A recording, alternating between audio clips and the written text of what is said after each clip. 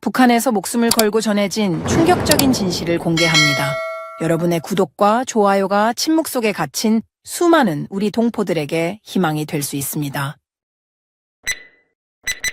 국정원 신문실 형광등 아래 심사관이 저희 탈북 경로 보고서를 읽다가 손을 멈췄습니다.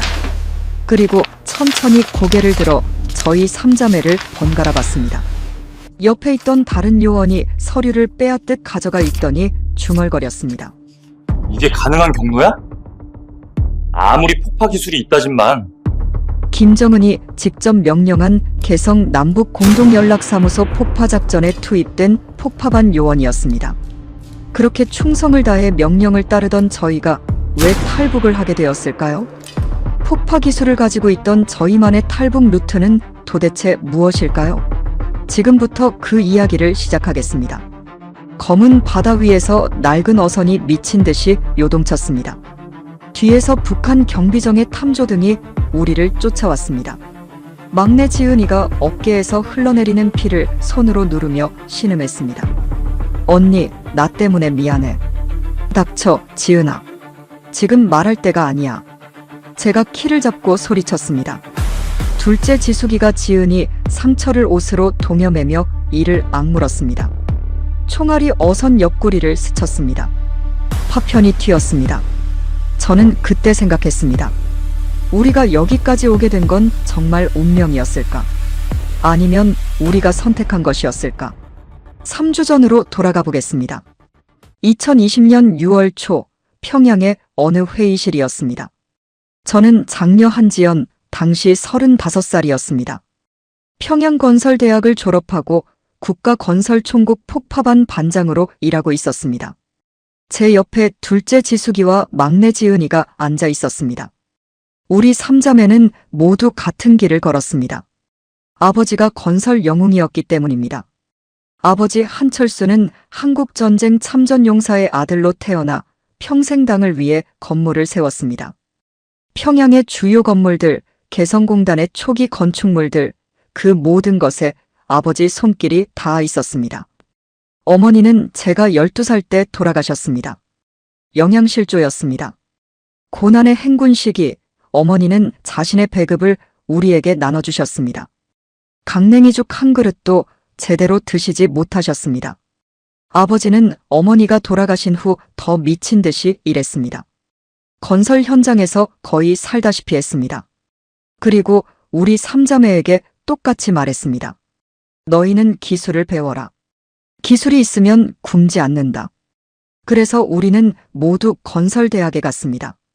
저는 폭파와 철거를, 지숙이는 구조 분석을, 지은이는 기폭장치와 용접을 전공했습니다. 아버지가 세운 건물을 우리가 부수는 기술을 배운 겁니다. 회의실 문이 열렸습니다. 보위부 소속 중좌가 들어왔습니다. 그의 뒤로 당 간부 2명이 따라 들어왔습니다. 동무들, 중대한 임무를 부여하겠소. 중좌의 목소리는 차갑고 단호했습니다. 개성 남북 공동연락사무소를 폭파하시오. 최고 존엄의 직접 명령이요. 저는 순간 숨이 멎는 것 같았습니다. 개성공단. 그곳은 아버지가 마지막으로 참여한 프로젝트였습니다. 아버지는 2013년 그곳에서 돌아온 후 많이 달라지셨습니다. 말수가 줄었고 자주 먼 산을 바라보셨습니다. 개성공단 말입니까? 제가 조심스럽게 물었습니다. 그렇소. 한지연 동무 아버지가 건설에 참여한 것이지. 역사적 의미가 있지 않겠소. 아버지가 세운 건물을 딸이 부순다. 반미투쟁의 상징이 되는 거요. 중좌가 비웃듯 말했습니다. 옆에서 지숙이의 손이 미세하게 떨리는 게 느껴졌습니다. 막내 지은이는 고개를 숙인 채 입술을 깨물고 있었습니다. 임무 수행 기간은 2주요. 6월 16일 오후 2시 49분, 정확히 그 시간에 건물을 폭파하시오. 준비 과정은 보위부가 감독할 것이오. 우리는 대답할 수밖에 없었습니다. 예, 알겠습니다. 회의가 끝난 후 우리 삼자매는 복도에서 잠시 멈춰 섰습니다. 아무도 말하지 않았습니다. 말할 수가 없었습니다. 감시가 어디에나 있었기 때문입니다. 이틀 후 우리는 군용 트럭을 타고 개성으로 향했습니다. 평양에서 개성까지는 약 160km. 평소 같으면 3시간이면 도착하지만 도로 사정이 나빠 5시간이 걸렸습니다. 트럭이 개성에 가까워지자 풍경이 달라지기 시작했습니다. 도로가 평평했습니다. 포장이 제대로 되어 있었습니다. 평양 외곽도 이 정도는 아니었습니다. 언니, 저거 봐. 지은이가 창밖을 가리켰습니다. 가로등이 줄지어 서 있었습니다. 그것도 멀쩡한 가로등이었습니다. 평양에도 가로등은 있지만 대부분 작동하지 않았습니다. 전기가 귀했기 때문입니다. 신호등도 있어. 지수기가 중얼거렸습니다. 빨간불, 노란불, 초록불이 제대로 켜지고 있었습니다. 트럭이 신호를 지켰습니다. 평양에서도 보기 힘든 광경이었습니다. 개성공단 입구에 도착했을 때 저는 입을 다물 수 없었습니다. 철조망과 초소가 있었지만 그 안쪽은 완전히 다른 세계였습니다. 깨끗한 도로, 표지판, 횡단보도. 마치 사진에서 본 남한도시 같았습니다. 한지연 동무 일행이요. 보위부 요원이 다가왔습니다. 리명철 소좌라고 자신을 소개했습니다. 마른 체격에 날카로운 눈빛을 가진 사람이었습니다. 숙소로 안내하겠소. 내일부터 현장 조사를 시작하시오. 우리가 배정받은 숙소는 공단 내 기숙사 건물이었습니다. 3층짜리 건물의 2층, 방 3개가 딸린 공간이었습니다. 문을 열고 들어간 순간 저는 눈을 의심했습니다. 침대가 있었습니다. 매트리스가 깔린 제대로 된 침대였습니다. 평양 우리 집에서는 온 가족이 온돌 하나에서 잤습니다. 이불도 얇았습니다. 겨울에는 외투를 덮고 잤습니다. 언니, 욕실 좀 봐. 지은이가 화장실에서 소리쳤습니다. 달려가 보니 세면대, 변기, 그리고 샤워 시설까지 갖춰져 있었습니다. 지은이가 수도꼭지를 틀었습니다. 물이 나왔습니다. 그것도 따뜻한 물이었습니다. 온수야, 언니. 온수가 나와. 지은이 목소리가 떨렸습니다. 우리 집에서는 물도 하루에 2시간만 나왔습니다. 온수는 꿈도 꿀 수 없었습니다. 겨울에 씻으려면 물을 데워야 했습니다. 저는 거실로 나왔습니다. 벽에 라디에이터가 달려 있었습니다. 만져보니 미지근했습니다. 난방이 되고 있었습니다. 6월이라 약하게 틀어놓은 것 같았지만 그래도 난방이었습니다. 평양에서도 겨울에 난방이 제대로 되는 집은 극소수였습니다. 우리 집도 아니었습니다. 겨울이면 방 안에서 입김이 나왔습니다. 이게 대체 뭐지? 지수기가 중얼거렸습니다. 저도 같은 생각이었습니다. 우리는 개성공단이 폐쇄된 지 4년이 넘었다고 들었습니다. 2016년에 문을 닫았다고 했습니다. 그런데 이 시설들은 너무 멀쩡했습니다. 그날 밤 저는 잠을 이룰 수 없었습니다. 침대가 너무 푹신해서 오히려 불편했습니다. 평생 딱딱한 바닥에서 자다가 갑자기 이런 곳에서 자려니 몸이 적응을 못했습니다. 창밖을 내다봤습니다. 가로등 불빛이 보였습니다. 저 멀리 건물들의 실루엣이 보였습니다. 남북 공동연락사무소 건물도 보였습니다. 4층짜리 하얀 건물이었습니다. 아버지가 저 건물 건설에 참여하셨습니다. 2013년 아버지는 3달 동안 개성에서 일하셨습니다. 돌아오신 후 아버지는 달라져 있었습니다. 지연아. 어느 날 밤 아버지가 저를 부르셨습니다. 동생들은 자고 있었습니다. 너희는 다르게 살아야 한다. 무슨 말씀이세요, 아버지? 기술을 배워라. 그리고 그 기술로. 아버지는 말을 잊지 못하셨습니다. 그리고 다시는 그 이야기를 하지 않으셨습니다. 2년 후 아버지는 공사 현장에서 사고로 돌아가셨습니다. 크레인이 무너졌다고 했습니다. 저는 그때 아버지 말씀을 이해하지 못했습니다. 기술로 뭘 하라는 건지 알 수 없었습니다. 하지만 아버지 유언대로 우리는 기술을 배웠습니다. 다음 날 아침 우리는 폭파 대상 건물로 향했습니다. 리명철 소좌가 동행했습니다. 그의 감시 아래 우리는 건물 구조를 파악해야 했습니다. 건물에 들어서자 지수기가 천장을 올려다봤습니다. 지숙이는 구조 전문가였습니다. 건물의 뼈대를 읽을 수 있었습니다. 철근 콘크리트 구조야. 기둥 간격이 정확해. 내진 설계도 되어 있어. 지숙이가 작은 목소리로 말했습니다. 북한에서는 내진 설계를 제대로 하는 건물이 많지 않았습니다. 자재도 기술도 부족했기 때문입니다. 우리는 각 층을 돌며 조사했습니다. 사무실마다 책상과 의자가 그대로 있었습니다. 컴퓨터도 있었습니다. 먼지가 쌓여 있었지만 멀쩡해 보였습니다. 지하로 내려갔습니다. 기계실이 있었습니다. 보일러, 전기시설, 급수시설. 모든 것이 체계적으로 배치되어 있었습니다. 이 건물 정말 잘 지어졌어. 지은이가 중얼거렸습니다. 지은이는 용접과 배관 쪽을 전공했습니다. 기계실을 보는 눈이 있었습니다. 입 조심해.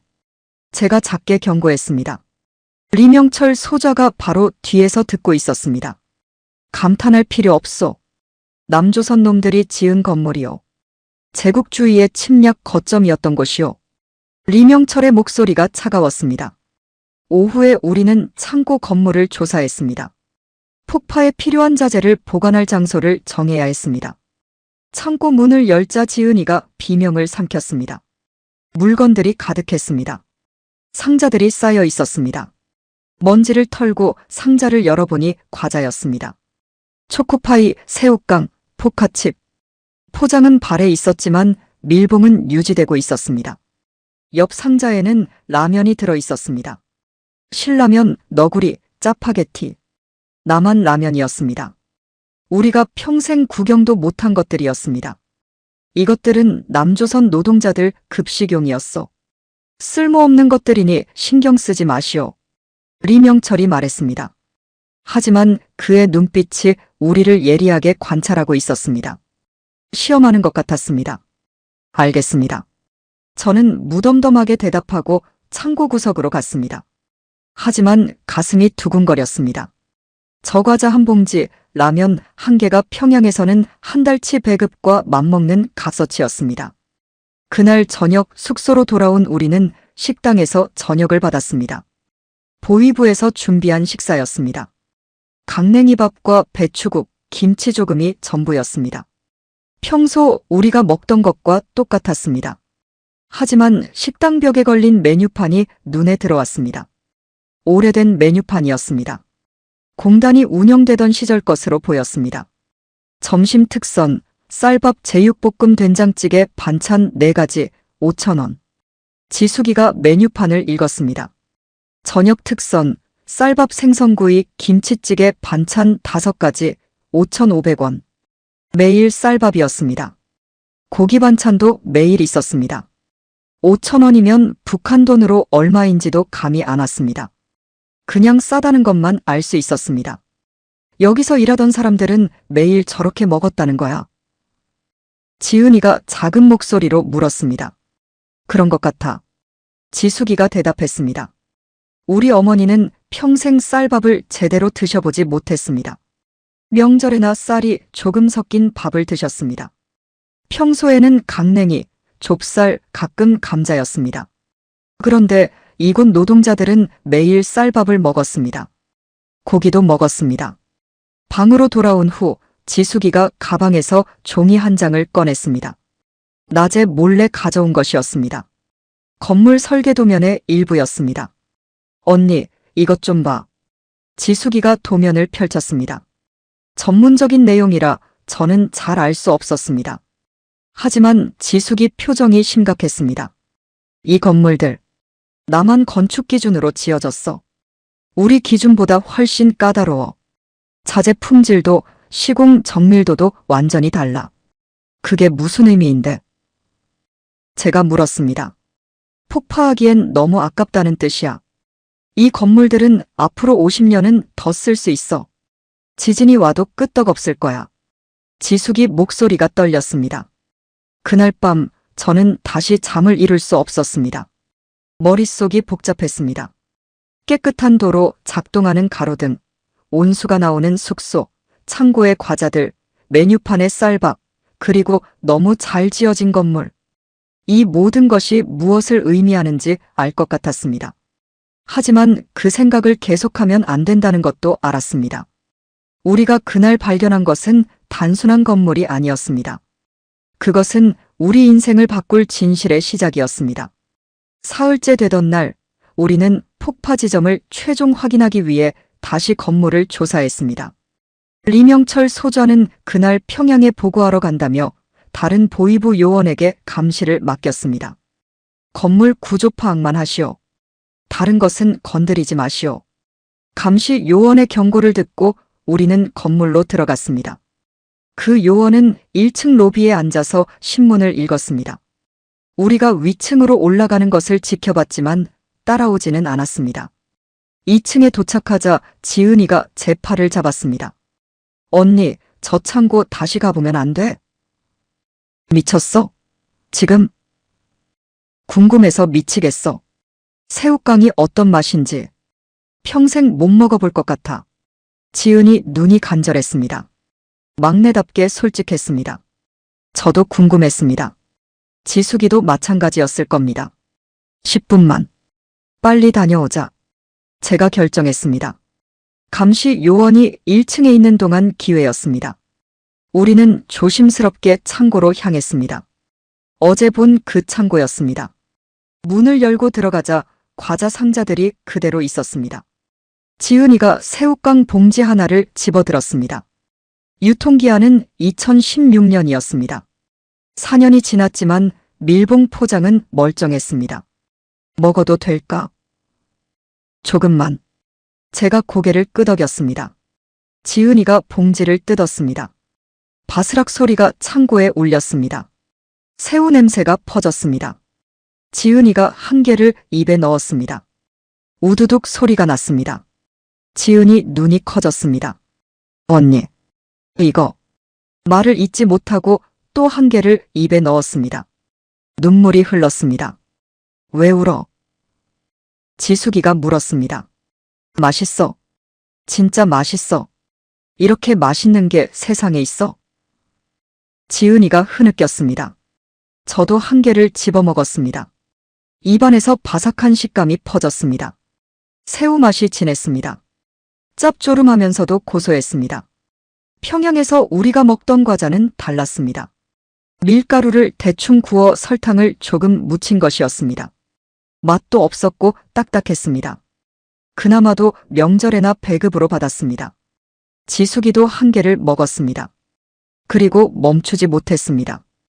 우리는 마치 굶주린 사람들처럼 새우깡을 먹었습니다. 한 봉지가 순식간에 비었습니다. 초코파이도 먹어보자. 지숙이가 다른 상자를 열었습니다. 초코파이가 가득했습니다. 하나를 꺼내 포장을 뜯었습니다. 부드러운 빵 사이에 하얀 크림이 들어 있었습니다. 겉은 초콜릿으로 코팅되어 있었습니다. 한 입 베어 물자 입안에서 달콤함이 퍼졌습니다.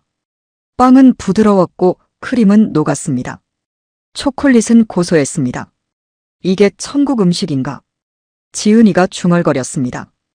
우리는 초코파이를 한 개씩 더 먹었습니다. 그리고 정신을 차렸습니다. 이제 그만. 들키면 큰일 나. 제가 남은 과자를 상자에 다시 넣었습니다. 하지만 마음 한구석이 무거웠습니다. 이렇게 맛있는 음식이 창고에 수북이 쌓여 있었습니다. 버려질 운명이었습니다. 평양에서는 이런 과자 한 봉지가 한 달치 월급 값어치였습니다. 그런데 여기서는 창고에 쌓아두고 먼지만 쌓이게 내버려뒀습니다. 우리는 창고를 나와 다시 조사를 계속했습니다. 3층 사무실로 갔습니다. 책상 위에 컴퓨터가 있었습니다. 먼지를 털어내자 검은 모니터가 드러났습니다. 이거 켜지려나? 지숙이가 전원 버튼을 찾았습니다. 눌렀습니다. 아무 반응이 없었습니다. 전기가 안 들어왔습니다. 당연하지. 4년 동안 전기가 끊겨 있었는데. 제가 말했습니다. 하지만 지숙이는 컴퓨터를 뜯어보기 시작했습니다. 지숙이는 구조 분석 전공이었지만 기계에도 관심이 많았습니다. 부품들이 다 멀쩡해. 전기만 들어오면 작동할 것 같아. 그게 무슨 소용이야. 우리는 이걸 폭파해야 하는데. 제 말에 지숙이가 고개를 들었습니다. 언니는 안 이상해. 이렇게 좋은 시설을 왜 폭파해야 하는데? 이 건물은 멀쩡해. 앞으로도 수십 년 쓸 수 있어. 컴퓨터도 에어컨도 모든 게 다 살아있어. 입 조심해, 지수가. 제가 주위를 둘러봤습니다. 감시 요원이 1층에 있었지만 여기까지 들릴 리는 없었습니다. 그래도 조심해야 했습니다. 미안, 언니. 그냥 아까워서. 지숙이가 컴퓨터를 덮었습니다. 우리는 4층으로 올라갔습니다. 회의실이 있었습니다. 큰 테이블과 의자들이 가지런히 놓여 있었습니다. 벽에는 화이트보드가 걸려 있었습니다. 창문으로 밖을 내다봤습니다. 개성공단 전체가 보였습니다. 공장 건물들, 기숙사들, 도로들 모두 질서정연하게 배치되어 있었습니다. 여기서 몇 명이 일했을까? 지은이가 물었습니다. 5만 명 넘게 일했다고 들었어. 제가 대답했습니다. 북한 노동자 5만 명과 남한 관리자들이 함께 일했다고 들었습니다. 그 사람들은 다 어디 갔을까? 북으로 돌아갔겠지. 2016년에 공단이 폐쇄됐으니까. 그 사람들도 저 창고 과자 먹었을까? 저 식당에서 쌀밥 먹었을까? 지은이 질문에 저는 대답할 수 없었습니다. 아마 그랬을 겁니다. 매일 출근해서 일하고 점심시간에 식당에서 쌀밥 먹고 휴게실에서 과자 먹고 그러다 어느 날 갑자기 공단이 문을 닫았습니다. 그리고 그들은 평양으로 각자의 고향으로 돌아갔습니다. 다시 강냉이밥을 먹으며 내려가자. 제가 말했습니다. 더 이상 이곳에 있고 싶지 않았습니다. 마음이 너무 복잡했습니다. 1층으로 내려오자 감시 요원이 여전히 신문을 읽고 있었습니다. 우리를 보고 고개를 끄덕였습니다. 조사 끝났어? 네, 오늘은 이만하겠습니다. 우리는 숙소로 돌아왔습니다. 저녁 식사는 역시 강냉이밥과 배추국이었습니다. 아침과 똑같았습니다. 어제도 똑같았습니다. 하지만 입맛이 없었습니다. 새우깡과 초코파이 맛이 아직 입안에 남아 있었습니다. 강냉이밥이 모래처럼 느껴졌습니다. 방으로 돌아온 후 지숙이가 가방에서 또 다른 종이를 꺼냈습니다. 오늘 가져온 자료였습니다. 언니들, 이것 좀 봐. 전기 설비 도면이었습니다. 지숙이가 설명하기 시작했습니다. 이 공단 전체가 남한 전력망으로 설계되어 있어. 220V 60Hz. 우리는 60Hz야. 그리고 봐, 이 변전 시설. 용량이 엄청나. 공장들이 24시간 돌아갈 수 있게 설계되어 있어. 그래서 우리는 하루에 몇 시간 전기 들어와. 평양에서도 서너 시간이야. 지방은 더 심하지. 그런데 여기는 24시간 전기가 들어왔어. 끊김없이. 지숙이 목소리가 커졌습니다. 지수가 목소리 낮춰. 제가 경고했습니다. 벽이 얇았습니다. 옆방에 누가 있는지 몰랐습니다. 미안. 근데 언니, 이게 말이 돼. 우리는 전기도 제대로 못 쓰는데 여기는 24시간 전기를 썼어. 그것도 4년 전까지. 당에서 특별히 배려한 거겠지. 제가 애써 평범하게 말했습니다. 하지만 속으로는 저도 혼란스러웠습니다. 지은이가 입을 열었습니다.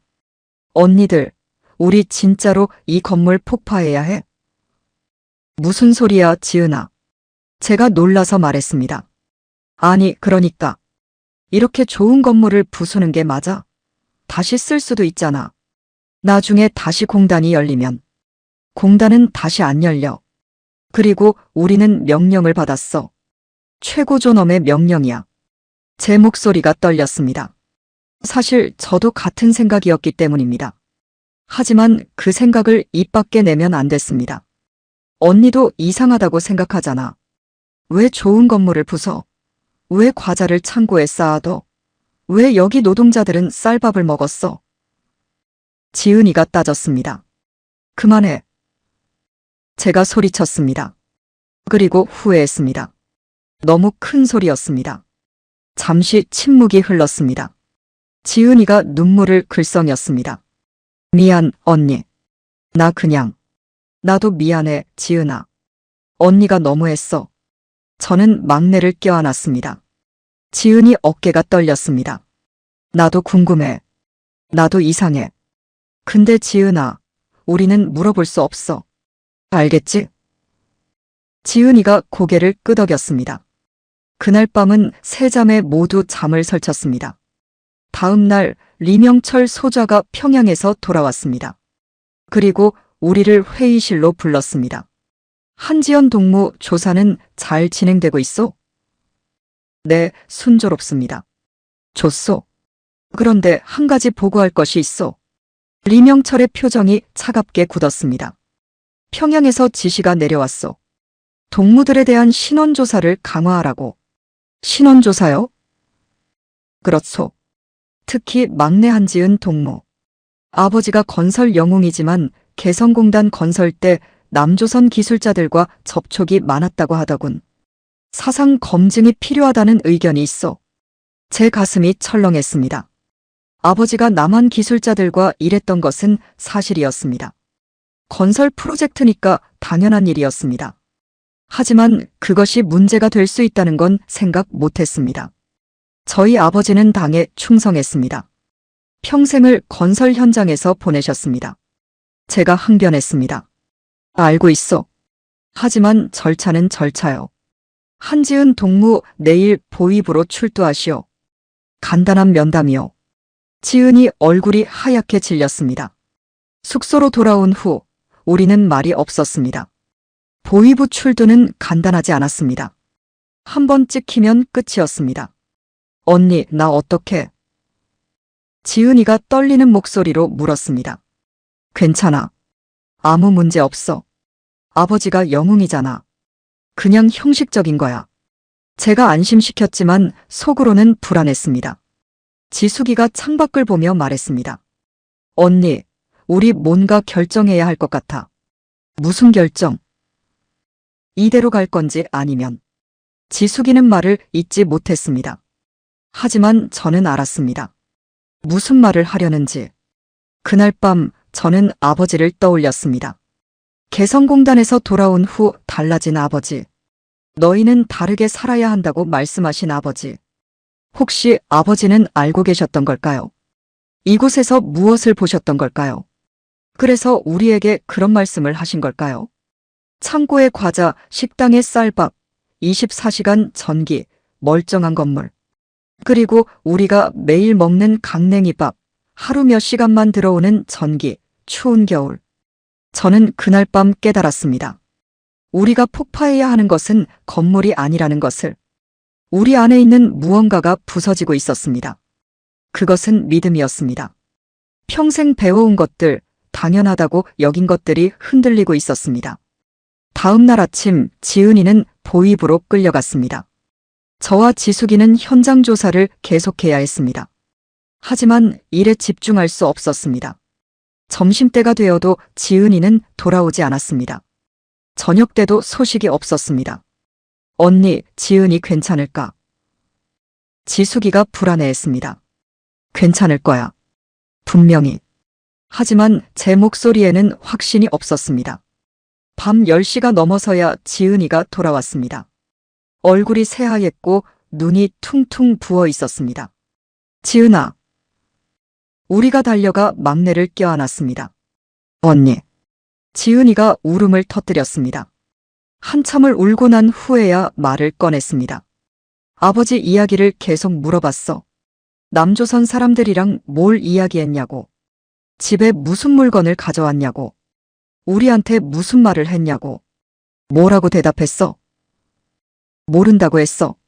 나 어렸을 때라 기억 안 난다고. 아버지는 집에서 일 이야기 안 하셨다고. 잘했어, 지은아. 근데 언니 리명철이 이상한 말을 했어. 무슨 말? 우리가 이 임무를 잘 마치면 평양으로 돌아가서 포상을 받는데. 근데 만약 문제가 생기면 우리 3자매 모두 책임을 져야 한대. 위협이었습니다. 임무를 완수하지 않으면 또는 조금이라도 의심스러운 행동을 하면 3자매 모두 처벌하겠다는 뜻이었습니다. 그날 밤 우리는 한 방에 모여 자기로 했습니다. 혼자 있기 무서웠습니다.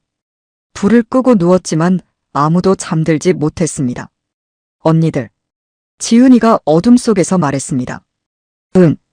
우리 도망칠 수 없을까? 침묵이 흘렀습니다. 오래오래 침묵이 계속됐습니다. 그리고 저는 대답했습니다. 자자, 지은아. 내일 다시 생각해보자. 하지만 그날 밤부터 우리 머릿속에는 한 가지 생각만 맴돌기 시작했습니다. 탈출. 그것은 상상할 수 없는 일이었습니다. 하지만 동시에 이제는 생각하지 않을 수 없는 일이 되어버렸습니다. 지은이가 보위부에서 돌아온 지 이틀이 지났습니다. 우리는 폭파 준비를 계속했지만 마음은 다른 곳에 있었습니다. 서로 눈빛만 봐도 알 수 있었습니다. 우리 모두 같은 생각을 하고 있다는 것을. 임무 개시 일주일째 되던 날, 지숙이가 철거 예정인 옆 건물을 조사하러 갔습니다. 저와 지은이는 폭약 설치 지점을 최종 점검하고 있었습니다. 1시간쯤 지났을까? 지숙이가 헐레벌떡 뛰어왔습니다. 얼굴이 상기되어 있었습니다. 언니, 이것 좀 봐. 지숙이가 무언가를 품에 안고 있었습니다. 천으로 감싼 물건이었습니다. 주위를 둘러보고는 우리를 구석으로 데려갔습니다. 천을 벗기자 작은 라디오가 나왔습니다. 휴대용 라디오였습니다. 남한 제품으로 보였습니다. 어디서 난 거야? 제가 놀라서 물었습니다. 철거 건물 3층 책상 서랍 속에 있었어. 먼지가 잔뜩 쌓여 있었는데 뒤지다가 발견했어. 배터리는? 있어. 근데 다 닳았을 거야. 4년이나 됐는데. 지은이가 라디오를 들여다봤습니다. 배터리 교체할 수 있어. AA 배터리네. 우리 손전등이랑 같은 거야. 미쳤어? 이거 가지고 있다가 들키면 우리 다 죽어. 제가 다그쳤습니다. 언니, 이걸로 남조선 방송 들을 수 있어. 지숙이가 작은 목소리로 말했습니다. 그러니까 더 위험하잖아. 우리 궁금하잖아. 진짜가 뭔지. 우리가 배운 게 맞는지. 지숙이 눈빛이 간절했습니다. 저는 한참을 고민했습니다. 라디오는 금지된 물건이었습니다. 특히 남한 방송을 들으면 반동 행위로 정치범 수용 소행이었습니다. 3대가 멸문지화를 당했습니다. 하지만 다른 한편으로는 저도 알고 싶었습니다. 진실이 무엇인지. 오늘 밤에 들어보자. 한 번만. 그리고 버리자. 제가 결정했습니다. 그날 저녁 우리는 일찍 숙소로 돌아왔습니다. 감시 요원에게 피곤하다고 말했습니다. 실제로 피곤했습니다. 긴장과 불안으로 며칠째 제대로 잠을 못 잤습니다. 방에 들어가자 지은이가 손전등에서 배터리를 빼서 라디오에 끼웠습니다. 전원을 켰습니다. 지직거리는 소리가 났습니다. 작동해. 지은이가 흥분했습니다. 소리 줄여. 제가 다급히 말했습니다. 지은이가 볼륨을 최소로 낮췄습니다. 주파수를 돌렸습니다. 잡음만 들렸습니다. 계속 돌렸습니다. 갑자기 음악이 흘러나왔습니다. 북한 방송이었습니다. 혁명가요였습니다. 더 돌렸습니다. 중국어 방송이 나왔습니다. 또 돌렸습니다. 오늘 뉴스입니다. 정부는 탈북민 정착 지원금을 기존 800만 원에서 1000만 원으로 인상한다고 발표했습니다. 우리는 숨을 죽였습니다. 남한 방송이었습니다. KBS 뉴스였습니다. 아나운서 목소리가 또렷했습니다. 또한 임대 아파트 제공 기간을 5년에서 7년으로 연장하고 직업훈련 프로그램을 확대한다고. 지은이가 제 손을 꽉 잡았습니다. 지숙이는 라디오에 귀를 바짝 붙였습니다. 현재까지 탈북민 3만 3천여 명이 국내에 정착했으며 이 중 70% 이상이 안정적으로 생활하고 있는 것으로 조사됐습니다.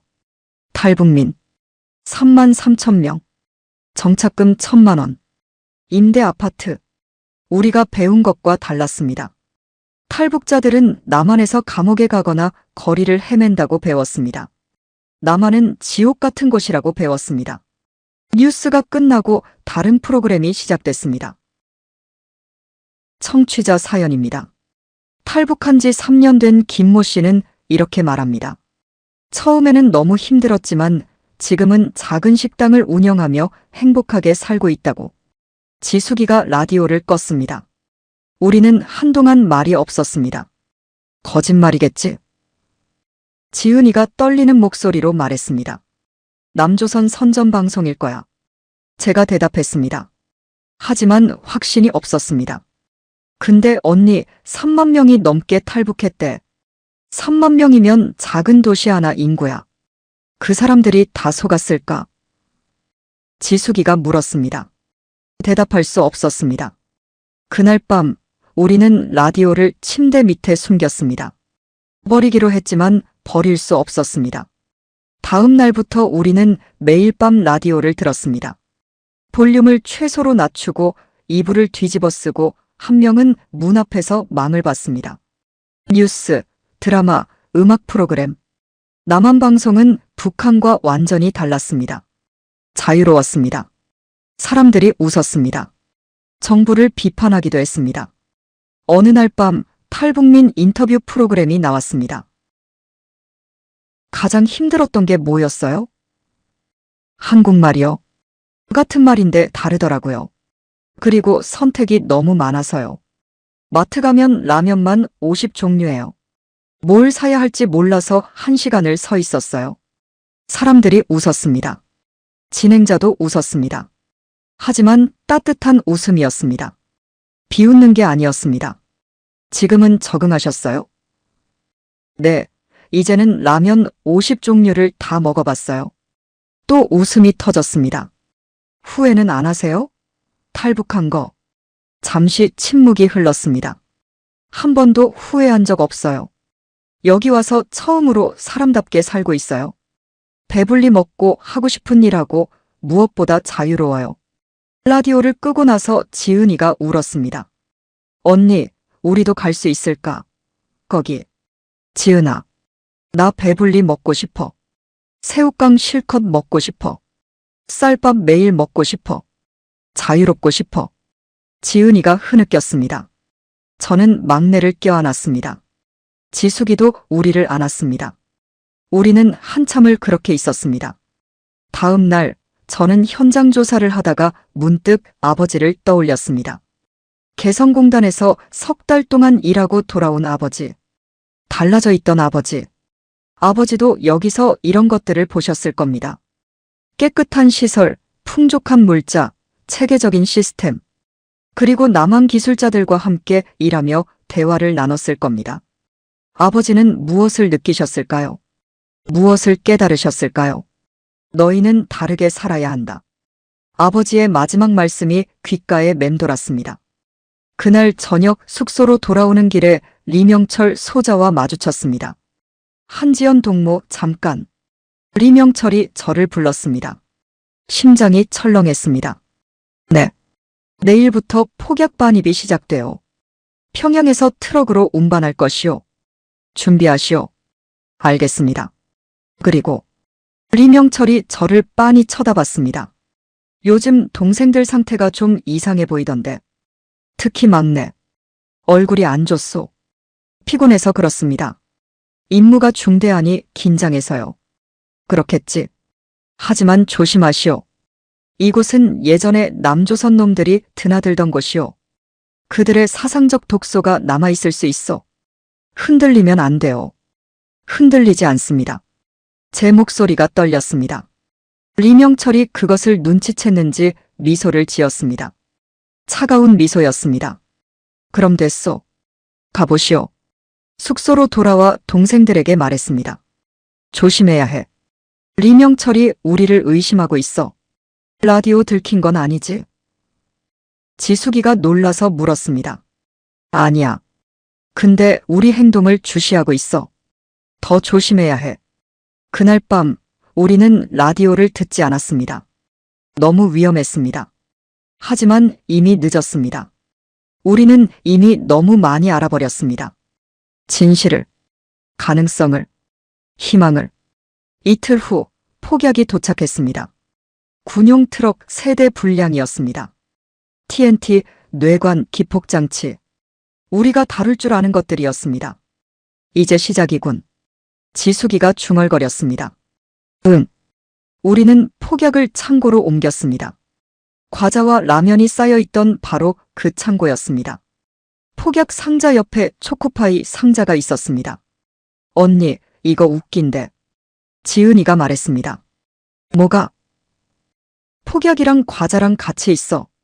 하나는 부수는 거고 하나는 만드는 건데. 지은이 말이 맞았습니다. 폭약은 파괴를 위한 것이었고 과자는 누군가의 행복을 위한 것이었습니다. 그날 밤 우리는 다시 라디오를 꺼냈습니다. 위험하다는 것을 알았지만 멈출 수 없었습니다.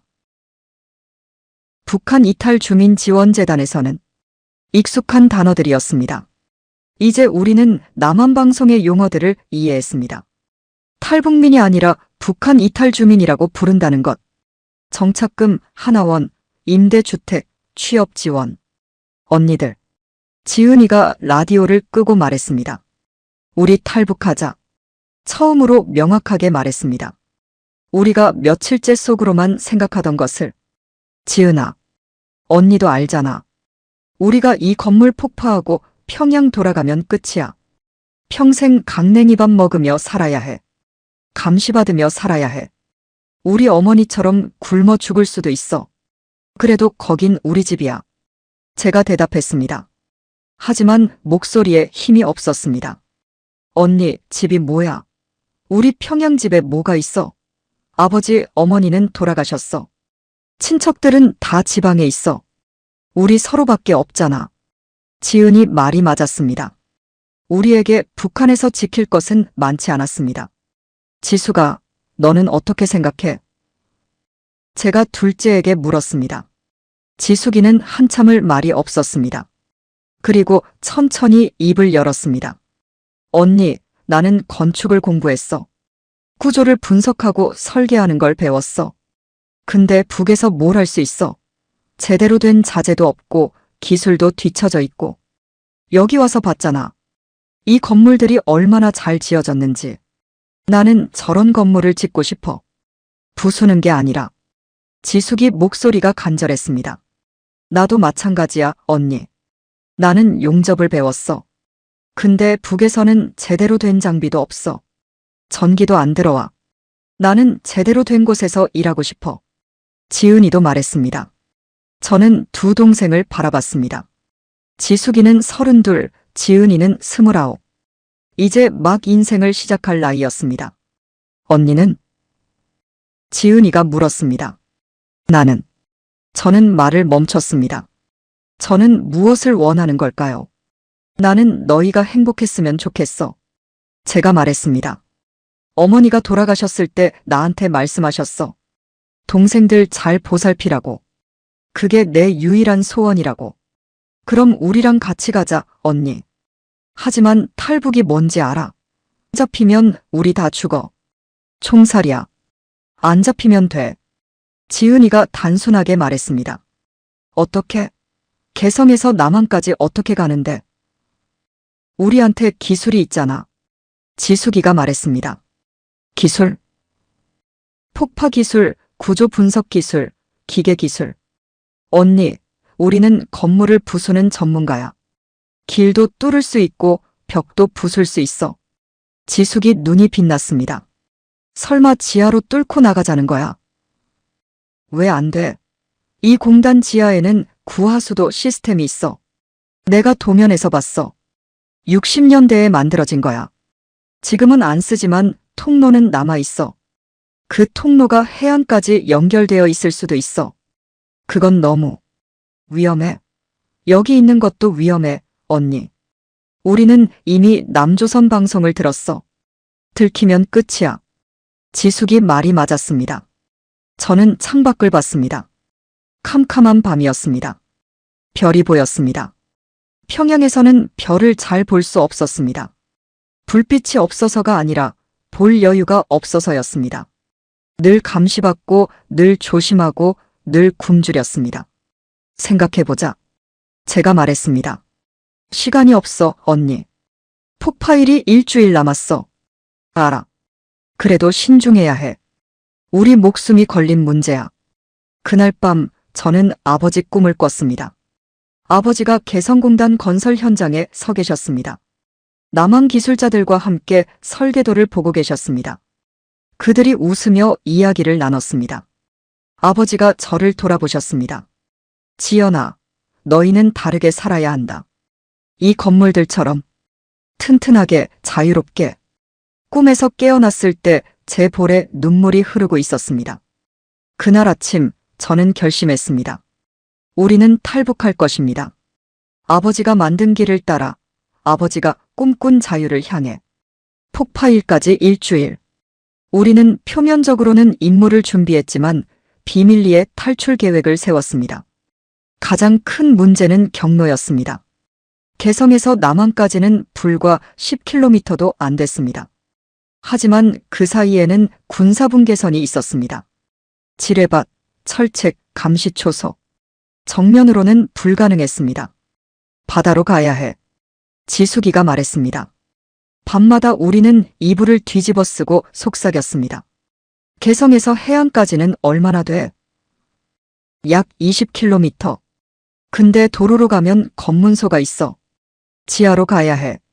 지숙이가 몰래 가져온 지하시설 도면을 펼쳤습니다. 손전등 불빛 아래 낡은 도면이 보였습니다. 여기 봐. 구하수도 시스템이야. 60년대 초에 만들어졌어. 당시에는 개성이 꽤 큰 도시였거든. 하수도를 체계적으로 만들었어. 지금도 쓰고 있어. 아니, 80년대에 새 시스템을 만들면서 폐기됐어. 근데 구터널은 그대로 있어. 대부분 막혀 있겠지만. 그럼 어떻게 가? 우리가 뚫으면 돼. 우리는 철거 전문가잖아. 지숙이가 자신 있게 말했습니다. 이 터널이 어디까지 이어져? 도면상으로는 해안 근처까지. 정확한 출구는 모르겠어. 60년 전 자료라. 그래도 가야 해. 다른 방법이 없어. 제가 결정했습니다. 다음 날부터 우리는 본격적으로 준비했습니다. 겉으로는 폭파 준비를, 속으로는 탈출 준비를 했습니다. 지하시설을 점검한다는 명목으로 구하수도 입구를 찾았습니다. 건물 지하 깊숙한 곳에 있었습니다. 녹슨 철문으로 막혀 있었습니다. 여기야. 지숙이가 철문을 두드렸습니다. 쿵쿵 소리가 울렸습니다. 열 수 있어? 지은이가 하면 돼. 지은이는 용접 전문가였습니다. 자물쇠 따는 것쯤은 일도 아니었습니다. 근데 언니, 언제 열 거야?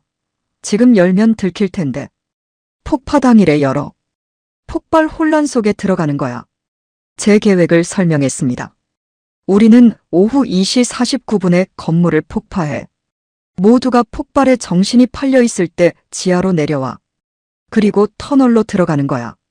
추격해오면 터널을 무너뜨려. 우리 뒤를 막는 거야. 언니, 그럼 우리도 갇히는 거 아니야? 아니야. 부분적으로만 무너뜨려. 추격은 막돼. 우리는 나갈 수 있게. 지숙이가 고개를 끄덕였습니다. 가능해. 계산하면 돼. 어느 기둥을 부수면 어느 부분이 무너지는지. 우리는 며칠 동안 치밀하게 계획했습니다. 폭파 지점, 진입 경로, 터널 붕괴 지점, 비상탈출로. 폭약은 얼마나 필요해? 건물 폭파용하고 별도로 필요해. 터널에서 쓸 거. 어떻게 빼돌려? 조금씩. 매일 검사할 때 소량씩 빼내서 숨겨. 지은이가 맡았습니다. 막내였지만 손재주가 가장 좋았습니다. 폭파일 5일 전 리명철 소좌가 최종 점검을 왔습니다. 준비는 잘 되고 있어? 네, 문제 없습니다. 제가 자신 있게 대답했습니다. 실제로 폭파 준비는 완벽했습니다. 우리는 전문가였으니까요. 좋소. 이번 임무가 성공하면 동무들은 영웅이 될 것이요. 최고존엄께서 직접 포상하실 것이요. 영광입니다. 하지만 속으로는 다른 생각을 했습니다. 우리는 영웅이 아니라 탈북자가 될 것이라고. 그나저나 동생들 상태는 좀 나아졌소? 네, 많이 좋아졌습니다. 다행이요. 임무일에는 정신 바짝 차려야 하오. 알겠습니다. 리명철이 가고 나서 우리는 한숨을 돌렸습니다. 거의 다 왔어. 지숙이가 말했습니다. 응. 5일만 더 버티면 돼. 하지만 그날 밤 문제가 생겼습니다. 라디오를 들으려고 꺼냈는데 배터리가 나갔습니다. 예비 배터리도 다 썼습니다. 어떻게? 손전등 배터리 쓸까? 안 돼. 손전등은 탈출할 때 필요해. 우리는 라디오를 포기하기로 했습니다. 어차피 며칠 후면 탈출할 테니까요. 폭파일 3일 전 지숙이가 긴급회의를 소집했습니다. 언니들, 문제가 생겼어. 뭔데? 터널 도면을 다시 봤는데 중간에 무너진 구간이 있을 수 있어. 얼마나? 모르겠어. 현장 가봐야 알아. 미리 갈 수는 없어. 너무 위험해. 들키면 끝이야. 그럼 당일에 뚫으면서 가야겠네. 그래야 할 것 같아. 불안했지만 선택의 여지가 없었습니다. 폭파일 2일 전 우리는 마지막 준비를 했습니다. 필요한 물품들을 정리했습니다. 소형 폭약 공구, 손전등, 물, 비상식량. 많이 가져갈 수 없었습니다. 들키지 않으려면 최소한만 가져가야 했습니다. 창고 과자 좀 가져가자. 지은이가 말했습니다. 들키면 어떡해? 폭파일 전날 밤에 가져와. 어차피 다음 날이면 다 폭파될 건데 누가 신경 써? 지은이 말이 맞았습니다. 그날 밤 우리는 창고로 몰래 갔습니다. 과자를 배낭에 담았습니다. 초코파이, 새우깡, 비스킷. 될 수 있는 대로 많이. 언니 라면도. 라면은 물이 필요해. 안 돼. 그래도 한 개씩만. 결국 라면도 몇 개 챙겼습니다. 돌아오는 길에 지은이가 말했습니다. 언니, 무섭지 않아? 무섭지. 솔직하게 대답했습니다. 나도 무서워. 죽을 수도 있잖아. 그래. 그래도 가고 싶어. 나도. 우리는 손을 맞잡았습니다. 폭파일 전날 밤 우리는 잠을 이룰 수 없었습니다. 편지 쓸까? 지숙이가 말했습니다. 편지. 응. 만약을 위해서. 우리가 실패하면 누군가 읽을 수도 있잖아. 누구한테? 아버지한테. 우리는 편지를 썼습니다. 한 장씩. 저는 이렇게 썼습니다. 아버지, 저희는 아버지 말씀대로 다르게 살려고 합니다. 아버지가 개성에서 보셨던 것, 느끼셨던 것을 저희도 봤습니다. 아버지가 만든 건물을 따라 저희는 자유를 찾아갑니다. 저희를 용서해 주세요. 그리고 어머니께 안부 전해 주세요. 지숙이는 이렇게 썼습니다. 아버지, 저는 아버지처럼 건축가가 되고 싶습니다. 하지만 북에서는 안 됩니다. 남에서 공부하고 싶습니다. 아버지가 못다 이룬 꿈을 제가 이루겠습니다. 지은이는 이렇게 썼습니다. 아버지, 저는 맨날 배고팠어요. 어머니도 굶어 돌아가셨어요. 저는 배불리 먹고 싶어요. 나쁜 딸이어서 미안해요. 편지를 다 쓰고 나서 우리는 울었습니다. 이거 어떻게? 숨겨두자. 여기 방에. 누가 찾을까? 모르지. 찾을 수도 있고 못 찾을 수도 있고. 우리는 편지를 침대 밑 틈새에 숨겼습니다. 그날 밤 우리는 작은 제사를 지냈습니다. 아버지와 어머니를 위해서 과자와 초코파이를 조심스럽게 펼쳐놓았습니다. 물컵을 올렸습니다. 큰 절을 3번 올렸습니다. 아버지, 어머니, 저희 용서해 주세요. 지은이가 눈물을 흘렸습니다. 우리 꼭 성공하자. 제가 두 동생의 손을 잡았습니다. 응. 꼭. 우리는 과자를 나눠 먹었습니다. 마지막 만찬처럼. 내일이면 진짜 새우깡 실컷 먹을 수 있을까? 지은이가 물었습니다. 그럼 매일 먹어도 돼. 초코파이도. 응. 초코파이도. 쌀밥도. 쌀밥도 매일. 우리는 웃었습니다. 울면서 웃었습니다. 다음 날 아침이 밝았습니다. 2020년 6월 16일. 운명의 날이었습니다. 평소처럼 일어났습니다. 세수하고 밥을 먹었습니다. 강냉이밥이었습니다. 어쩌면 마지막 강냉이밥일지도 몰랐습니다. 오늘이네. 지숙이가 작게 말했습니다. 응. 우리는 폭파 현장으로 향했습니다. 리명철 소자와 보위부 요원들이 기다리고 있었습니다. 한지연 동무 준비됐소? 네, 완벽합니다. 제 목소리는 떨리지 않았습니다. 전문가의 목소리였습니다. 좋소. 시간은 오후 2시 49분이요. 정확히 맞추시오. 알겠습니다. 우리는 건물로 들어갔습니다. 마지막 점검을 시작했습니다. 폭약은 이미 주요 지점에 설치되어 있었습니다. 기둥, 벽, 기초부. 우리의 계산대로였습니다. 기폭장치를 연결했습니다. 지은이가 맡았습니다. 손이 떨리지 않았습니다. 언니, 됐어. 좋아. 우리는 지하로 내려갔습니다. 구하수도 입구를 확인했습니다. 철문은 그대로 있었습니다. 나중에 여기로 와. 제가 동생들에게 말했습니다. 알았어. 시간이 흘렀습니다. 오전 11시, 낮 12시, 오후 1시. 리명철이 무전으로 연락했습니다. 한지연 동무 1시간 남았소. 알겠습니다. 우리는 건물 밖으로 나왔습니다. 안전거리까지 후퇴했습니다. 오후 2시. 30분 남았습니다. 주변에 사람들이 모여들었습니다. 보위부 요원들, 당 간부들, 취재를 나온 선전부 사람들. 역사적인 순간이요. 리명철이 말했습니다. 네. 제 손에는 기폭장치 리모컨이 있었습니다. 빨간 버튼 하나만 누르면 됐습니다. 오후 2시 40분. 9분 남았습니다. 한지연 동무 준비하시오. 네. 제 심장이 뛰었습니다. 동생들을 봤습니다. 지숙이가 고개를 끄덕였습니다. 지은이가 입술을 깨물었습니다. 오후 2시 45분. 4분 남았습니다. 카운트다운 시작하시오. 3분, 2분, 1분. 시간이 천천히 흘렀습니다. 30초, 20초, 10초. 제 손가락이 버튼 위에 있었습니다. 5, 4, 3, 2, 1. 폭파. 버튼을 눌렀습니다. 꽝.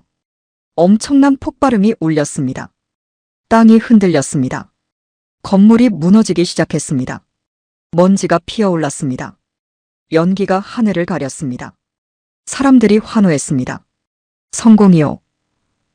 하지만 우리는 달렸습니다. 혼란 속에서 아무도 우리를 보지 않았습니다. 건물 뒤편으로 지하 입구로 계단을 뛰어내려갔습니다. 구하수도 철문 앞에 섰습니다. 지은아, 빨리. 지은이가 공구를 꺼냈습니다. 자물쇠를 부쉈습니다. 철문이 열렸습니다. 어둠이 우리를 맞이했습니다. 들어가. 우리는 어둠 속으로 뛰어들었습니다. 철문을 닫았습니다. 안에서 잠갔습니다. 언니, 이제 뭐해? 터널을 무너뜨려. 입구를 막는 거야. 작은 폭약을 설치했습니다. 기둥 하나에 점화하고 뛰었습니다. 뒤에서 또 폭발음이 들렸습니다. 터널 입구가 무너졌습니다. 우리는 이제 돌아갈 수 없었습니다. 앞으로만 갈 수 있었습니다. 어둠 속으로 자유를 향해 손전등을 켰습니다. 앞에는 긴 터널이 펼쳐져 있었습니다. 가자. 우리는 걷기 시작했습니다. 우리의 탈출이 시작됐습니다. 터널은 생각보다 좁았습니다. 한 사람이 간신히 지나갈 정도였습니다. 천장은 낮아서 허리를 굽혀야 했습니다. 벽은 오래된 벽돌로 되어 있었고 곳곳에 이끼가 끼어 있었습니다. 조심해. 바닥이 미끄러워.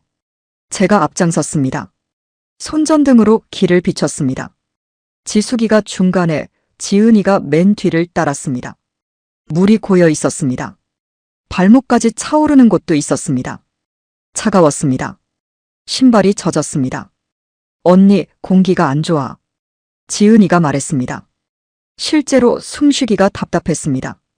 60년 동안 닫혀있던 공간이었습니다. 조금만 참아.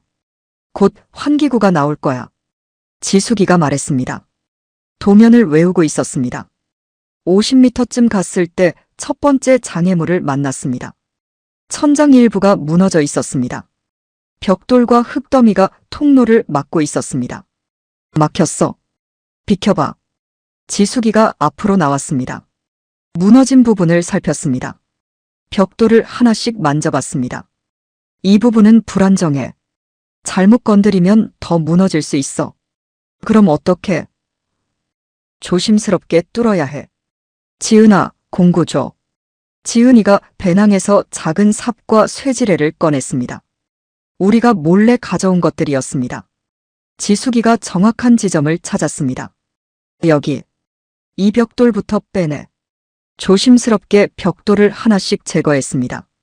천천히 신중하게. 30분이 걸렸습니다. 손이 까졌습니다. 손톱이 부러졌습니다. 하지만 길이 열렸습니다. 간신히 기어갈 수 있을 정도였습니다.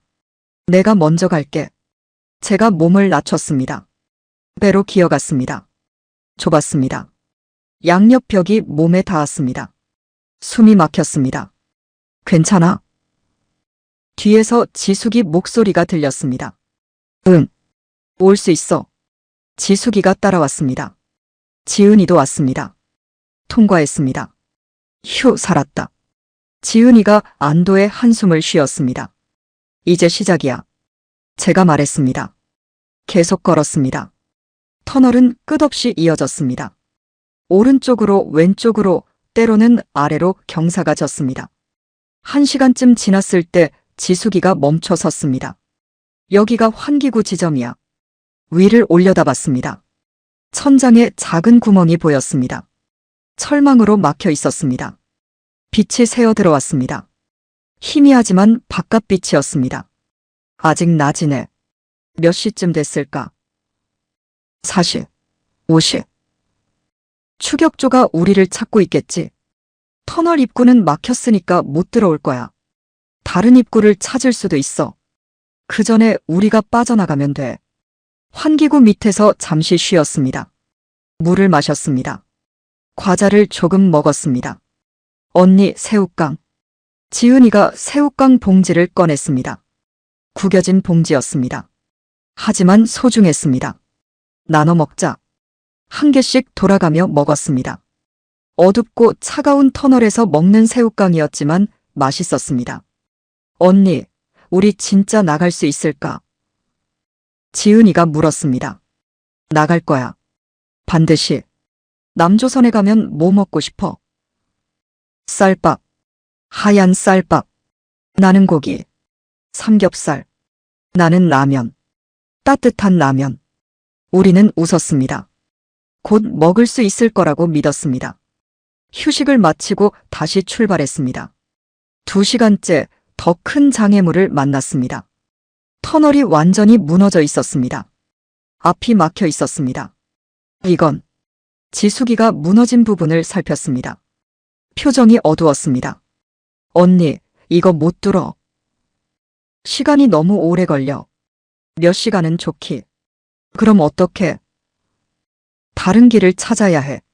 지숙이가 도면을 떠올렸습니다. 이 근처에 분기로가 있을 거야. 조금 뒤로 가보자.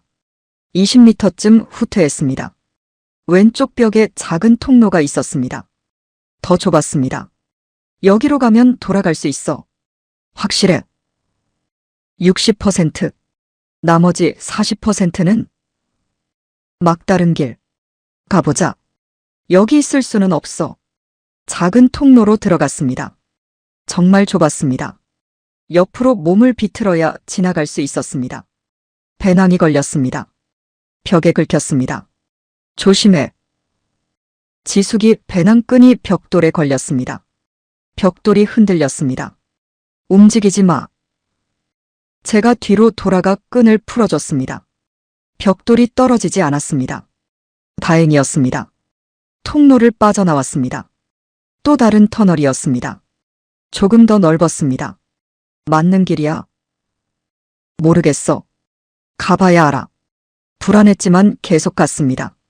30분쯤 갔을 때 물소리가 들렸습니다. 저거 뭐야? 가까이 갔습니다. 앞에 물이 있었습니다.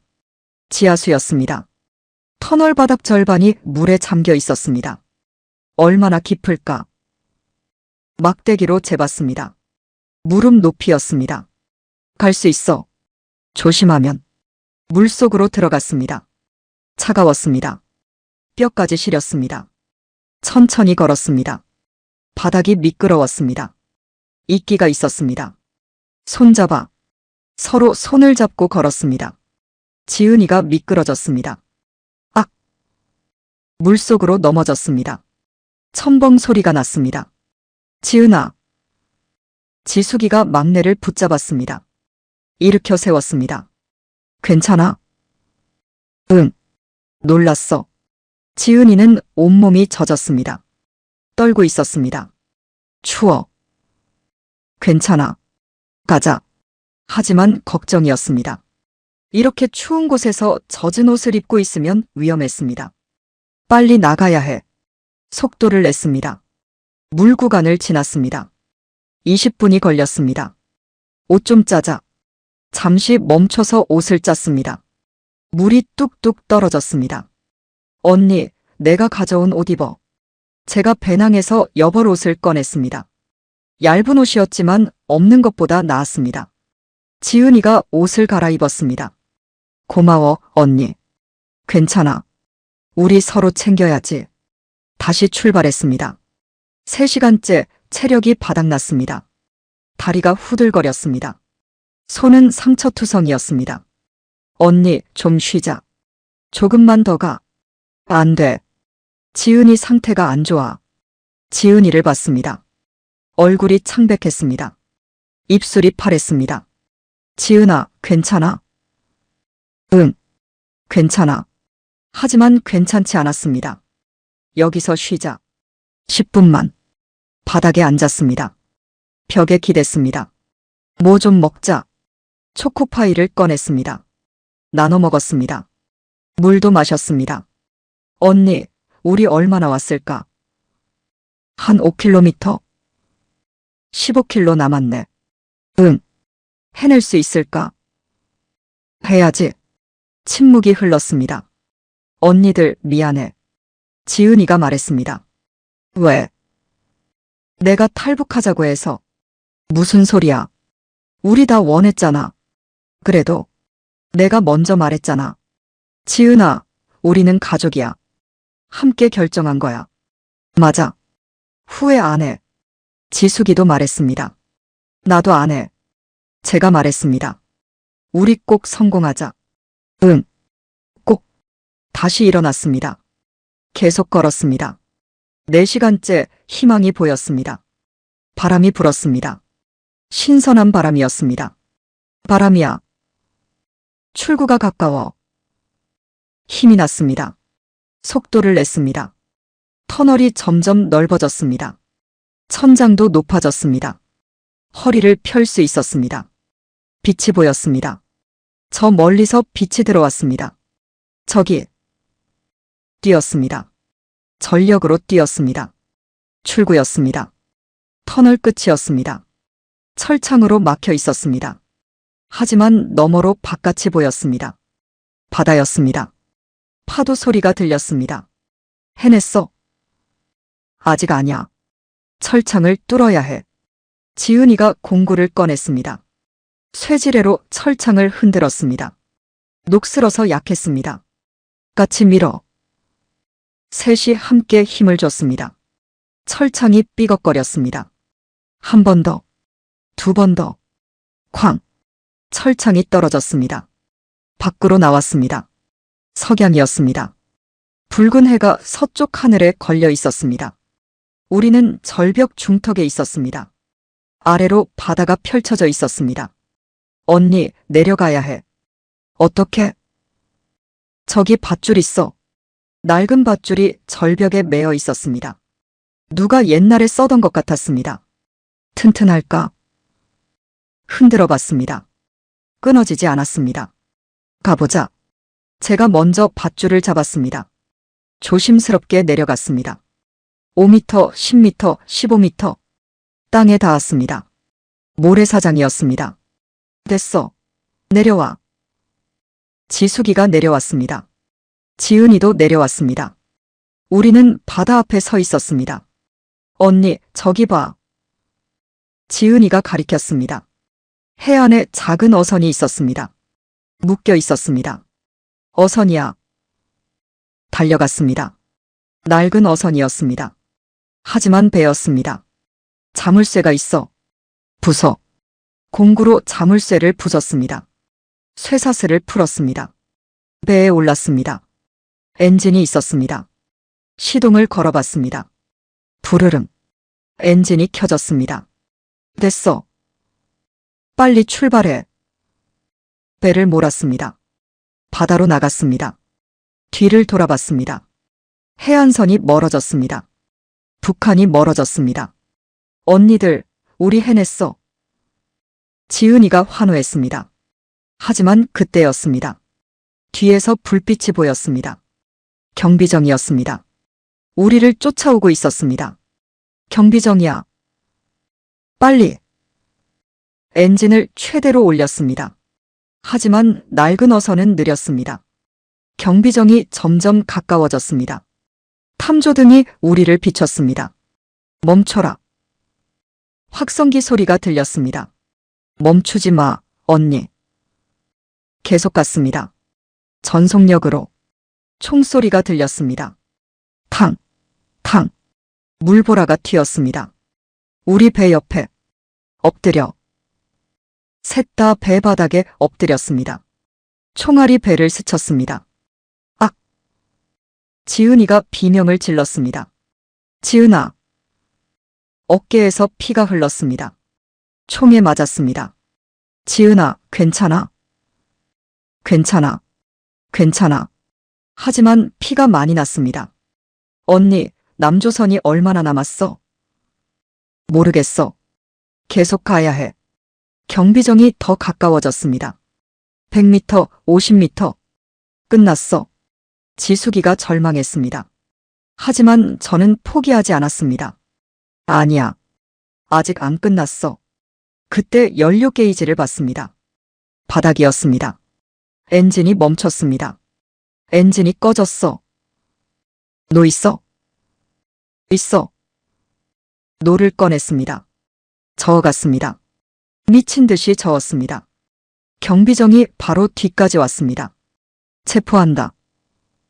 끝인가? 그때 저 앞에서 불빛이 보였습니다. 큰 배였습니다. 군함이었습니다. 대한민국 해군 초계함이었습니다. 언니, 저거. 초계함이 우리와 경비정 사이로 들어왔습니다. 확성기 소리가 울렸습니다. 여기는 대한민국 해군이다. 북한 경비정은 즉시 철수하라. 북한 경비정이 멈춰 섰습니다. 초계함이 우리 쪽으로 왔습니다. 민간인 구조. 밧줄이 내려왔습니다. 해군들이 내려왔습니다. 괜찮습니까? 지은이가 동생이 다쳤어요. 알겠습니다. 올리겠습니다. 우리를 초계함으로 끌어올렸습니다. 갑판에 올라섰습니다. 대한민국 땅이었습니다. 아니, 대한민국 배였습니다. 태극기가 펄럭이고 있었습니다. 여기는 대한민국입니다. 안전합니다. 해군 장교가 말했습니다. 저는 그 순간 무너졌습니다. 주저앉아 울었습니다. 언니. 지숙이도 울었습니다. 지은이도 울었습니다. 우리는 서로 껴안고 울었습니다. 해냈습니다. 우리는 자유를 찾았습니다. 군의관이 달려왔습니다. 부상자는 누구입니까?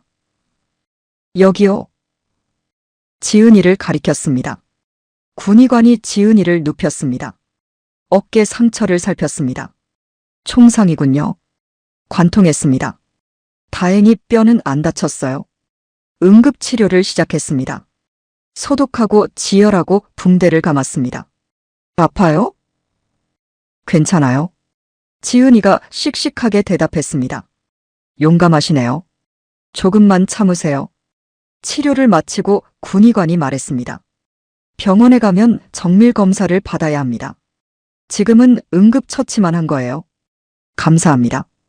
해군 장교가 우리에게 담요를 가져왔습니다. 추우시죠? 이거 덮으세요. 따뜻한 담요였습니다. 포근했습니다. 고맙습니다. 커피 드릴까요? 네, 주세요. 따뜻한 커피가 나왔습니다. 종이컵에 담긴 커피였습니다. 한 모금 마셨습니다. 달았습니다. 따뜻했습니다. 평생 마셔본 것 중 가장 맛있는 커피였습니다. 천천히 드세요. 많이 놀라셨을 거예요. 장교가 친절했습니다. 저희는 대한민국에 온 건가요? 아직 해상입니다. 하지만 우리 영예예요. 대한민국 영토입니다. 정말요? 네. 안전합니다. 눈물이 또 흘렀습니다. 감사합니다. 정말 감사합니다. 당연한 일입니다. 여기는 대한민국이니까요. 초계함이 움직이기 시작했습니다. 인천항을 향해 갑판에 나왔습니다. 바람이 불었습니다. 차가웠지만 상쾌했습니다. 서쪽 하늘을 봤습니다. 해가 지고 있었습니다. 붉은 노을이 펼쳐져 있었습니다. 언니 예쁘다. 지은이가 말했습니다. 응. 예뻐. 우리 정말 해냈어. 응. 해냈어. 지숙이가 우리 어깨를 감싸 안았습니다. 언니들 고마워. 같이 와줘서. 무슨 소리야. 우리 가족인데. 맞아. 우리는 항상 함께야. 우리는 노을을 보며 서 있었습니다. 한참을. 1시간쯤 지났을 때 불빛이 보이기 시작했습니다. 저게 뭐야? 인천이에요. 인천항입니다. 장교가 대답했습니다. 가까워질수록 불빛이 많아졌습니다. 건물들이 보였습니다. 고층 건물들이었습니다. 와, 입이 벌어졌습니다. 평양에도 고층 건물이 있었습니다. 하지만 이건 달랐습니다. 모든 건물에 불이 켜져 있었습니다. 화냈습니다. 마치 낙 같았습니다. 저 건물들 다 사람 사는 거예요? 네. 아파트들이에요. 전기가 다 들어와요? 당연하죠. 24시간 전기 들어와요. 지숙이가 제 손을 꽉 잡았습니다. 떨리고 있었습니다. 언니, 진짜네. 라디오에서 들은 게 진짜야. 응, 진짜야. 초계함이 항구에 들어왔습니다. 접안했습니다. 하선 준비하세요. 우리는 배에서 내렸습니다. 땅을 밟았습니다. 대한민국 땅이었습니다. 다리에 힘이 풀렸습니다. 주저앉았습니다. 언니. 괜찮아. 그냥 실감이 안 나서 일어났습니다. 주변을 봤습니다. 항구였습니다. 컨테이너들이 쌓여 있었습니다. 크레인이 움직이고 있었습니다. 밤인데도 일을 하고 있었습니다. 전기가 환하게 켜져 있었습니다. 이쪽으로 오세요. 안내를 받았습니다. 건물로 들어갔습니다. 사무실 같은 곳이었습니다. 따뜻했습니다. 난방이 되고 있었습니다. 여기서 잠시 기다리세요. 담당자가 곧 올 겁니다. 자리에 앉았습니다. 소파였습니다. 푹신했습니다. 물 드릴까요? 네, 주세요. 생수가 나왔습니다. 페트병에 든 물이었습니다. 뚜껑을 열고 마셨습니다. 깨끗했습니다. 시원했습니다. 화장실 가도 돼요? 지은이가 물었습니다. 물론이죠. 저쪽입니다. 화장실에 갔다 온 지은이가 놀란 얼굴로 돌아왔습니다. 언니, 화장실이 완전 깨끗해. 물도 콸콸 나와. 비누도 있고 휴지도 있어. 당연한 거 아냐? 북에서는 아니잖아. 맞았습니다. 북에서는 화장실에 물도 제대로 안 나왔습니다. 30분쯤 지나서 한 사람이 들어왔습니다. 정장을 입은 여자였습니다. 안녕하세요.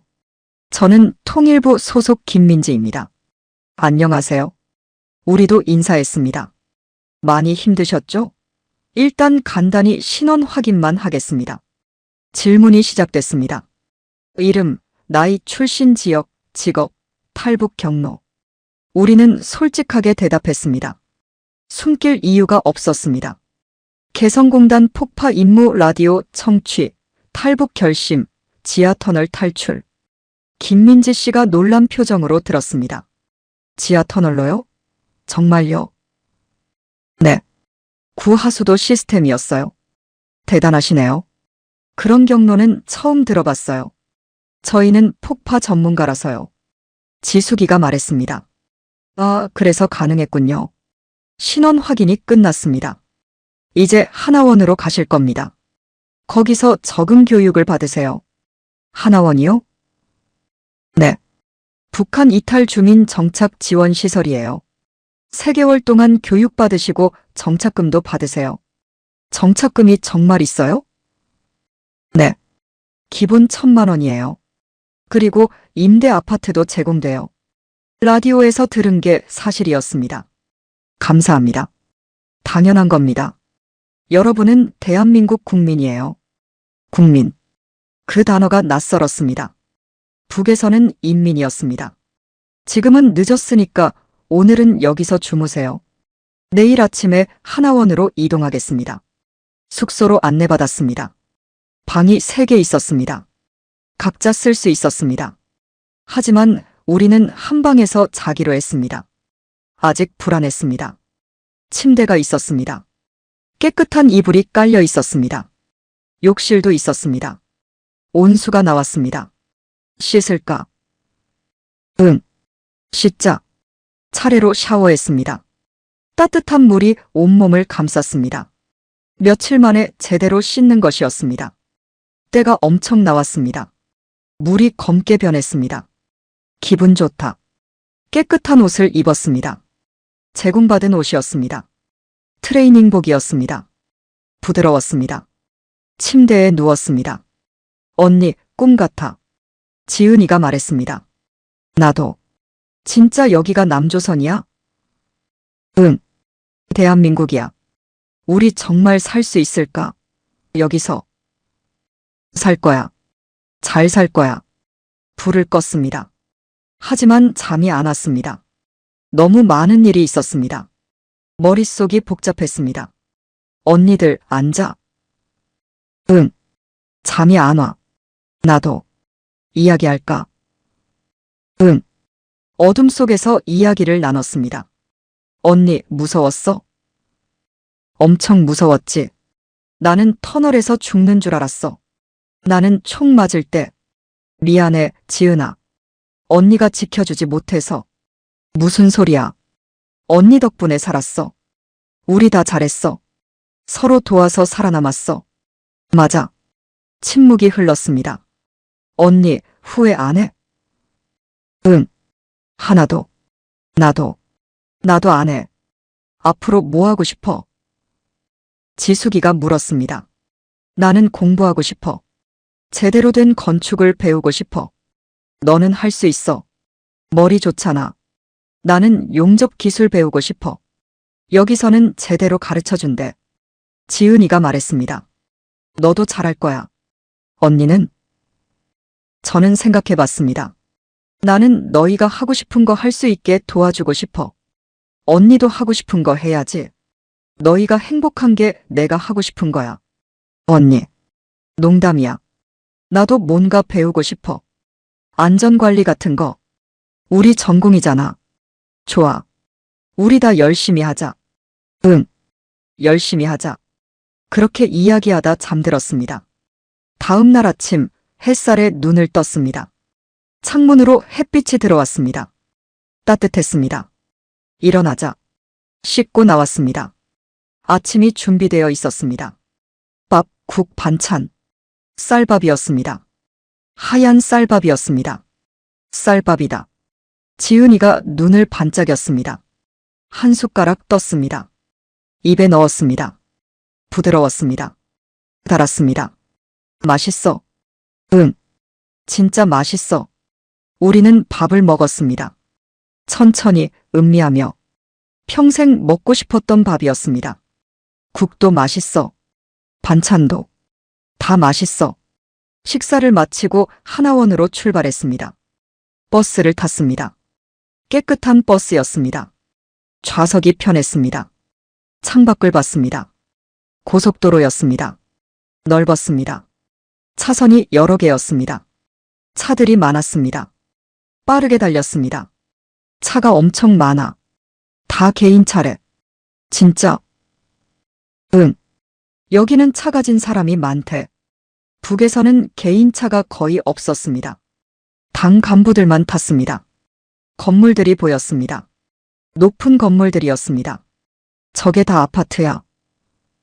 그런 것 같아. 사람들이 저렇게 높은 데서 살아. 그런가 봐. 신기했습니다. 모든 게 신기했습니다. 1시간쯤 가서 하나원에 도착했습니다. 큰 건물이었습니다. 깨끗했습니다. 도착했습니다. 안으로 들어갔습니다. 담당자가 맞아줬습니다. 어서 오세요. 여기서 3달 동안 지내시게 될 겁니다. 시설을 둘러봤습니다. 교육실, 식당, 기숙사, 체력단련실, 의무실. 모든 게 갖춰져 있었습니다. 여기서 남한 생활에 필요한 교육을 받으세요. 한국어, 컴퓨터, 직업훈련 등등. 감사합니다. 그리고 건강검진도 받으시고요. 병원에 갔습니다. 정밀검사를 받았습니다. 지은이 어깨 상처도 다시 치료받았습니다. 깨끗하게 치료됐네요. 흉터는 좀 남을 수 있어요. 괜찮아요? 용감하시네요. 검진 결과가 나왔습니다. 영양 상태가 안 좋으시네요. 3분 다. 그래요? 네. 체중도 표준보다 적게 나가고요. 앞으로 잘 드시면 회복될 겁니다. 북에서는 항상 배고팠습니다. 당연한 결과였습니다. 약 처방해 드릴게요. 영양제예요. 감사합니다. 하나원 생활이 시작됐습니다. 아침에 일어나면 아침을 먹었습니다. 쌀밥이었습니다. 매일 쌀밥이었습니다. 수업을 들었습니다. 한국어 수업에서는 남한에서 쓰는 말을 배웠습니다. 북한에서는 동무라고 하지만 남한에서는 친구라고 해요. 북한에서는 인민이지만 남한에서는 국민이에요. 북한에서는 원수지만 남한에서는 적이에요. 같은 말인데 달랐습니다. 컴퓨터 수업도 들었습니다. 마우스 쓰는 법, 키보드 치는 법, 인터넷 하는 법. 모든 게 신기했습니다. 클릭해보세요. 클릭했습니다. 화면이 바뀌었습니다. 신기해. 이게 인터넷이에요. 전 세계 정보를 볼 수 있어요. 전 세계요? 네. 미국, 유럽, 아시아, 어디든. 놀라웠습니다. 직업 훈련도 받았습니다. 지숙이는 건축 관련 교육을, 지은이는 용접 교육을 받았습니다. 저는 안전관리 교육을 받았습니다. 여러분의 전문 기술은 여기서도 쓸모가 있어요. 자격증을 따면 취업할 수 있어요. 희망이 보였습니다. 저녁에는 자유시간이었습니다. TV를 봤습니다. 뉴스, 드라마, 예능. 라디오에서 듣던 것들이 화면으로 보였습니다. 언니, 사람들이 웃어. 응. 진짜 웃네. 북한 방송에서는 사람들이 웃지 않았습니다. 심각했습니다. 여기는 달랐습니다. 자유로웠습니다. 3달이 지났습니다. 수료식 날이 왔습니다. 축하합니다. 여러분은 이제 대한민국 사회로 나갑니다. 수료증을 받았습니다. 정착금도 받았습니다. 1,000만 원이었습니다. 이게 다 제 돈이에요? 네. 여러분 돈이에요. 믿기지 않았습니다. 임대 아파트도 배정받았습니다. 인천에 있는 아파트예요. 3년 동안 무료로 쓸 수 있어요. 아파트를 보러 갔습니다. 방 2개, 거실, 부엌, 화장실. 깨끗했습니다. 가구도 있었습니다. 여기서 살 수 있어요? 네. 여러분 집이에요. 우와. 창문을 열었습니다. 도시가 보였습니다. 불빛이 반짝였습니다. 언니, 우리 진짜 여기서 사는 거야? 응. 우리 집이야. 그날 밤, 우리는 우리 집에서 첫 밤을 보냈습니다. 침대에 누웠습니다. 언니 행복해. 나도 행복해. 이제 시작이야. 응. 시작. 그로부터 3년이 지났습니다. 지숙이는 건축사무소에 취직했습니다. 구조 설계사로 일하고 있습니다. 지은이는 전문대학에서 용접을 가르칩니다. 학생들이 좋아합니다. 저는 건설회사에서 안전관리자로 일합니다. 현장을 돌며 안전을 점검합니다. 우리는 각자 일하며 살고 있습니다. 주말에는 함께 모입니다. 밥을 먹고 이야기를 나눕니다. 어느 날 TV에서 뉴스가 나왔습니다. 개성 남북 공동연락사무소 건물 철거 작업이 시작됐습니다. 우리가 폭파한 건물이었습니다. 화면에 무너진 건물이 나왔습니다. 저거, 우리가 부순 거야. 이제 진짜 사라지네. 복잡한 감정이었습니다. 후회해. 아니, 나도 아니야. 우리가 부순 건 건물이 아니었어. 뭐였는데? 거짓말이었어. 우리를 가둔 거짓말. 맞아. 우리는 서로를 봤습니다. 잘 살자. 응. 열심히 살자. 아버지한테 부끄럽지 않게. 어머니도. 창밖을 봤습니다. 밤이었지만 환했습니다. 불빛이 가득했습니다. 저 불빛 하나하나가 누군가의 삶이었습니다. 우리도 이제 그중 하나였습니다. 자유롭게 사는 사람들. 우리는 마침내 찾았습니다. 아버지가 꿈꾸셨던 것, 어머니가 바라셨던 것, 우리가 원했던 것, 자유를. 끝까지 들어주신 따뜻한 마음을 가진 여러분이야말로 진정한 애국자입니다. 이 이야기가 더 많은 사람들에게 전해질 수 있도록 구독으로 동참해주세요. 우리가 반드시 알아야 할 이야기들을 또 소개하겠습니다.